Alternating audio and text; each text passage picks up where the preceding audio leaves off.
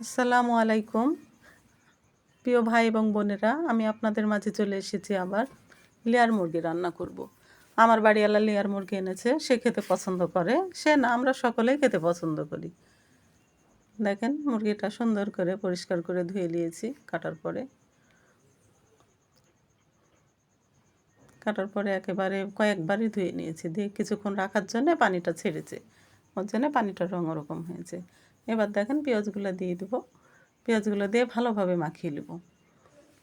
পেঁয়াজ সাথে যত মশলা সব কিছুই দিয়ে দেব, জিরা, ধইনা, লবণ, মরিচ গুঁড়া, হলুদ গুঁড়া, সব কিছু একেবারে তেল দিয়ে সব কিছু মিলে ভালোভাবে মাংসটাকে মাখিয়ে নেব। একেবারে মাখানো মাংসরও প্রচুর খুব স্বাদ হয়।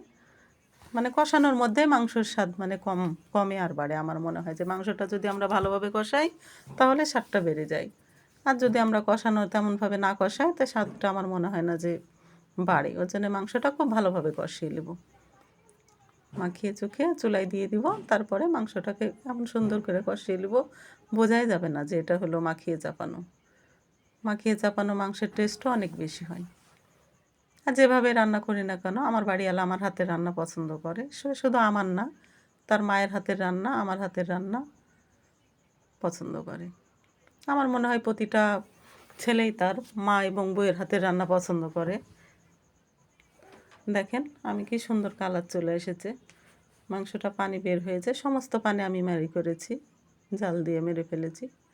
এবার পানিটা শুকিয়ে গেছে, এখন ভালোভাবে মাংসটাকে কষিয়ে নেব, একেবারে লাল লাল রং করে কষিয়ে নেব। কষাতে কষাতে তেল ছাড়ে দেবে, এরকম পর্যন্ত কষাবো। আপনারা দেখেন, সাথে থাকেন। এই যে কি সুন্দর কষানো হয়ে গেছে। আমি গরম পানি করে রেখেছি, আমি গরম পানিটা এখন দিয়ে দিব। আমার বাড়িওয়ালা দেখে বলছে যে মাশাআল্লাহ, রংটা অনেক সুন্দর হয়েছে, খুব স্বাদ হবে, দেখে বোঝা যাচ্ছে। আমি বললাম যে হ্যাঁ, লেয়ার মুরগি এমনি স্বাদ, দেশি মুরগির যেমন ঝোলটা স্বাদ হয়, লেয়ার মুরগিরও ঝোল প্রচুর স্বাদ। ঝোলটা দিয়ে মনে হয় যে ভাত খাওয়া যায়। এর জন্য আমি মুরগিটার একটু ঝোল রাখবো। এই যে ডিমটা আছে, ডিমটা আগে দিলে, কষানোর সময় দিলে গলে যাবে।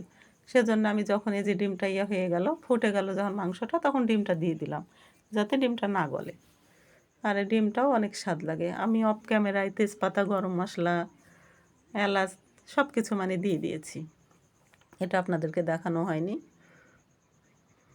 এই যে কী সুন্দর ডিমটা, দেখেন কী চমৎকার লাগছে। আর এই ডিমটা খেতে অনেক স্বাদ, মুরগির মাংসের সাথে রান্না করা ডিমটা প্রচুর স্বাদ। এটা আমরা সবাই খেতে পছন্দ করি।